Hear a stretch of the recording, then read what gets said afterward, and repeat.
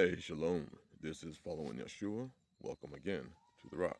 I was talking with another brother, and we were having a discussion on, the way things are going. And he was talking about how a lot more people should probably start making plans for where they are and not where they want to be in a year or anything like that. I mean, obviously, you make those plans. You have plans for where you'd like to be, without a vision, the people perish. With what we see in the changes economically, um, the changes that we're seeing spiritually, it might be a good idea for you to start or to at least have a plan for where you currently are. If you're in the middle of a city, um, and let's say you have a 5 year plan of getting out, it is great that you have a 5 year plan. Keep moving on that plan. Hallelujah. But you have to make a plan for what if things go upside down next month? What if things go upside down in 6 months? What then? What if you're not able to make the physical moves to a new location? What if you're not able to, let's say you're in a state like New York and you plan on moving to a free state like, I don't know, where you have your ability to constitutionally carry or even own a firearm? I'm obviously if you're not a felon or anything like that. But as stuff goes down where you are, let's say you're in an area that you don't want to be in, and stuff goes down, the society breaks down, riots take place where you are. So I think a lot of times, and that's what he was saying. And as we were conversing, a lot of times people make these plans for when they get somewhere else, and they have no plan for now.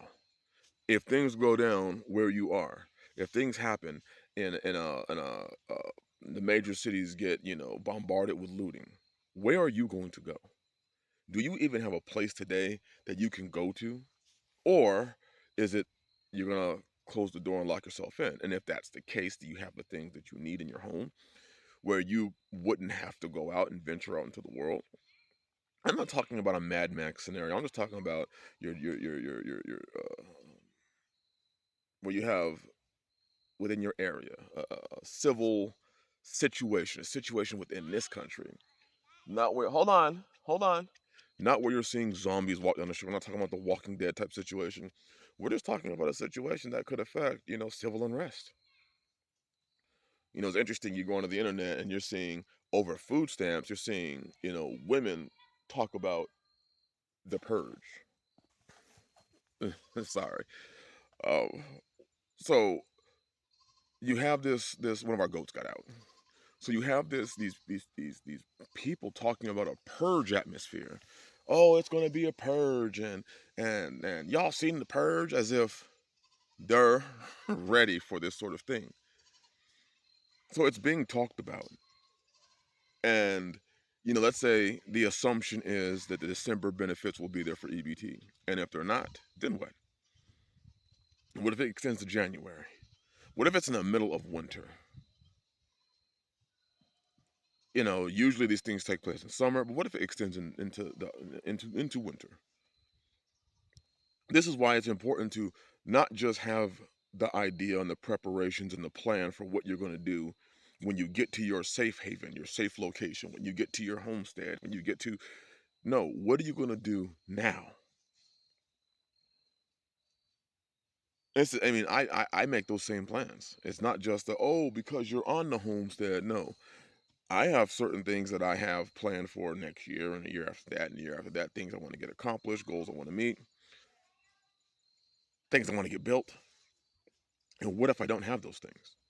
So I even have to make those serious preparations and those serious plans and to think long and hard on what adjustments do I have to make. There are certain things that I have to plan for that are not this, 5 years from now.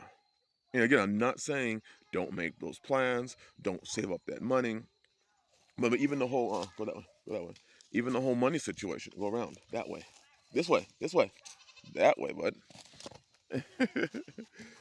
Even the plans that everybody, people just have plans, and we don't know what tomorrow brings.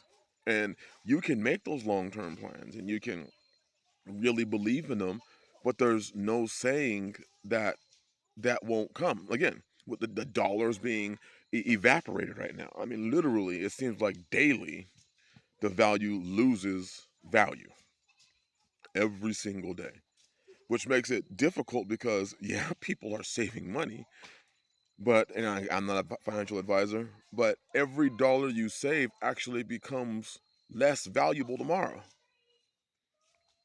I mean, wouldn't it be sad that, hey, you save up, $5,000 today, and next year that $5,000 is worth what, 4,700 next year, and then the year after that's worth 4,300. So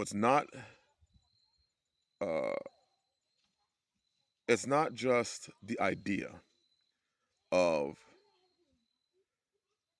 where I want to be. It's also the idea of where you are now.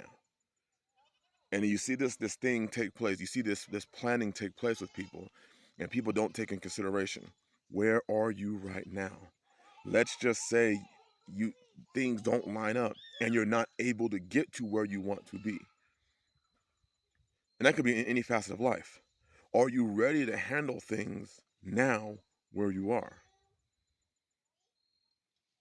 Are you ready to, unless you're willing to make those sacrifices, to do those things today, right now? Because, complacency is one of the things that me and that brother were talking about, how a lot of people actually do and actually can make certain moves right now, but it would be extremely uncomfortable. And they want to make sure that their comfort is at an all-time high. Or I know men that have been afraid to make moves because, well, my wife isn't on board with me. So I don't want to, or she doesn't trust me to work hard enough, or so then you have a lot of other things you need to look at if that's what you're experiencing. When I made the move out here to the Rock, you know, obviously Sister Tanisha was on board, but whether she was on board or not, this is the move that I was making. But she was on board, hallelujah. Um, and I'm sure that there were times that she felt like, whoa, this is a lot. Yeah, it is a lot. And yeah, we're doing it too. And she's done it. But you have to take into consideration of where you are. Do you have the food? Do you have the water? Or do you have the protection? Do you have the things that you need? Hey, I'm in an apartment. I can't store gasoline as if I would on a homestead. Okay, do you have a garage? I mean, can you get a couple 5-gallon gas containers, fill them up, put some fuel stabilizer in them, and put them in the garage just in case. Just in case. You got 15 gallons of gas in your garage, just in case. Just in case. That needs to be the way of thinking. There's always those little things that you can do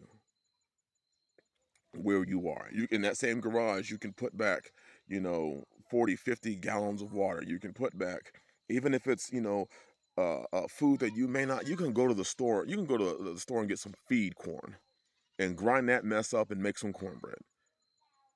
You can go and put back 20-pound bags of rice in your garage if you got one. If you have a porch or you have a patio, on your patio, cover it up. Make sure you don't have rodents in that area.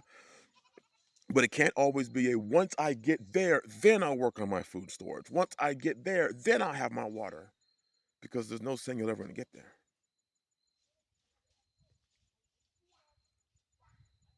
I think more and more people need to prepare for where they are now and not have that when I get there, then I'll do this. Some of those, then I'll do this ideas, you need to start doing right now.